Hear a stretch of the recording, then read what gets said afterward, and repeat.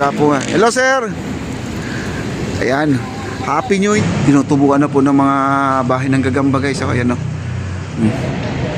Loton. Ayan, natapos na po ang kanilang paglalagay.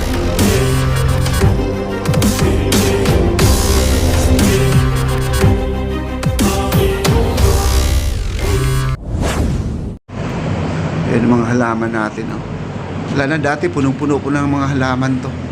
Ngayon wala na pong halaman ang ating MacArthur Bridge mga kaibigan. At yung ginagawang hideout, ayan, at tinutubukan na po ng mga bahay ng gagamba guys. So, ayan o. Ayan, kulang na po sa linis. At salamat man po kasi ang ating mga kapulisan ngayon dito nakapaikot dito sa ating sa ating esplanade. At yung mga magugulong mga kabataan dito na talagang ito ay ginagawang rest house, no? Itong mga kubol din nandito. Isa pa to, may mga bata dito. Ayan. Okay, dito na po tayo. Ayan. Ayan. Ito ginagawang apartment. Ito guys. Nagkakaroon pa ng mga kurtina dati to. Ngayon wala na, no? Okay. Dito na po tayo. Punta tayo dito sa may dulo. Ayan. Ayan po. At nandito na po tayo. Hindi pa rin siguro nagawa to guys. I-check lang po natin. Babalikan po natin tong ang tulay ng ating Ayan guys, di pa rin na dugtong pala, malayo pa rin. Ayan guys, tingnan nyo. Ang may spot nandito lang po sa ang spot nandito lang sa ibabaw, no? Baka malaglag na itong tubo na to. Ayan. Ayan ang ating mga tagalinis dito guys. Wala po nga. Hello sir. Ayan. Happy New Year. Happy New Year. Ito po siya mga tagalinis. Ayan mga matipo nating mga gwapo dito na tagalinis guys. Ito. Ayan sila po ay kita nyo naman ang ating ang ating esplanade. Napakaganda. Ayan napakaganda, napakalinis talaga. Wow. At dito maglalagay ng CR. Dito ra maglalagay ng CR. Pero sa ngayon wala pa tayong CR dito guys, no? Ayan. Wala pa tayong CR dito.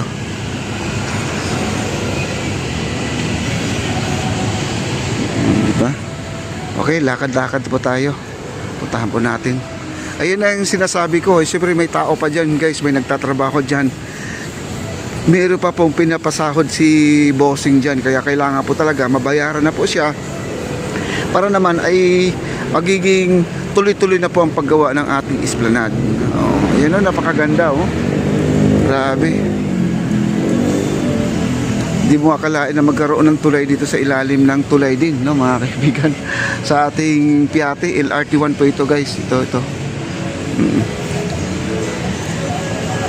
At binalikan ko lang to dahil gusto ko talaga i-update ang ating Loton Ferry Station kasi nung isang araw nung last na update ko dito ay tuwing December 11 yata, 12 and 13 nandito po ako, nag-update po ako dito kasi ang ating Loton Ferry Station ay nilagyan na po ng bubong.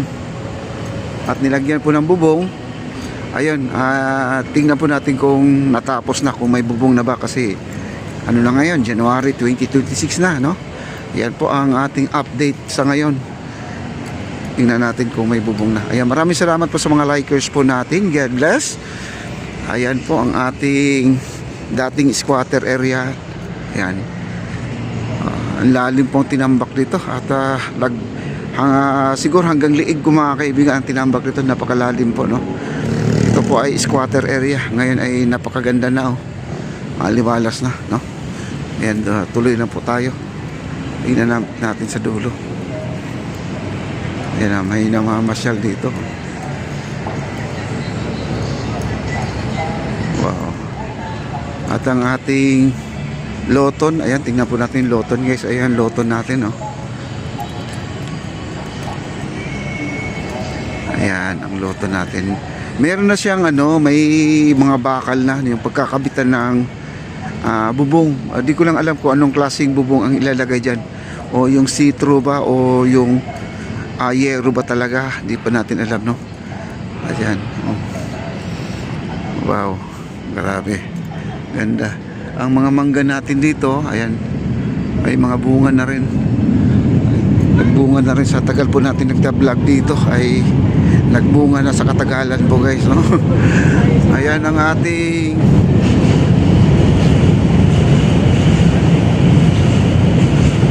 ayan po ang ating ferry station. Ayan dito.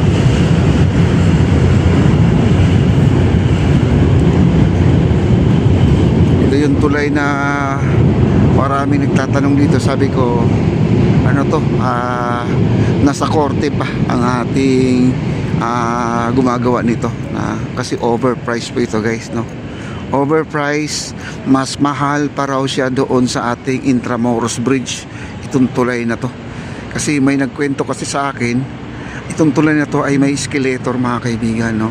Para siyang view deck mga kaibigan. Yung gitna kasi nito, merong yung gitna nito merong pabilog mga kaibigan.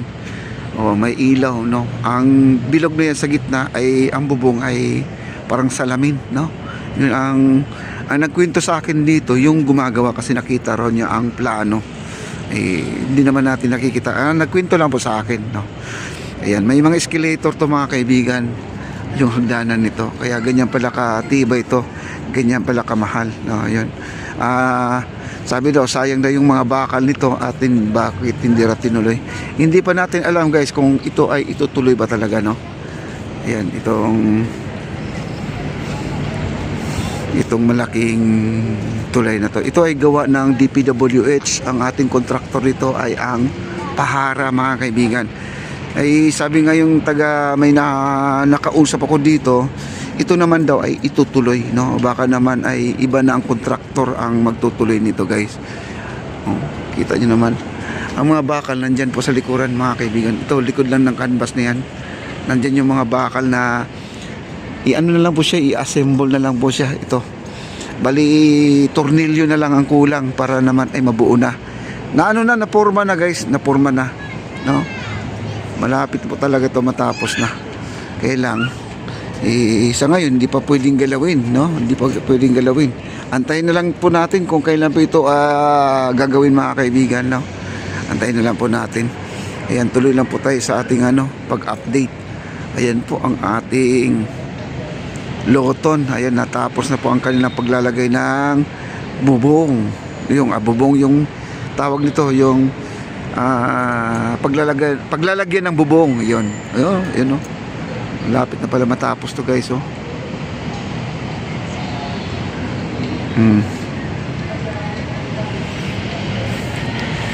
Yan. Okay na rin pala, nabuhusan na rin, nabuhusan na.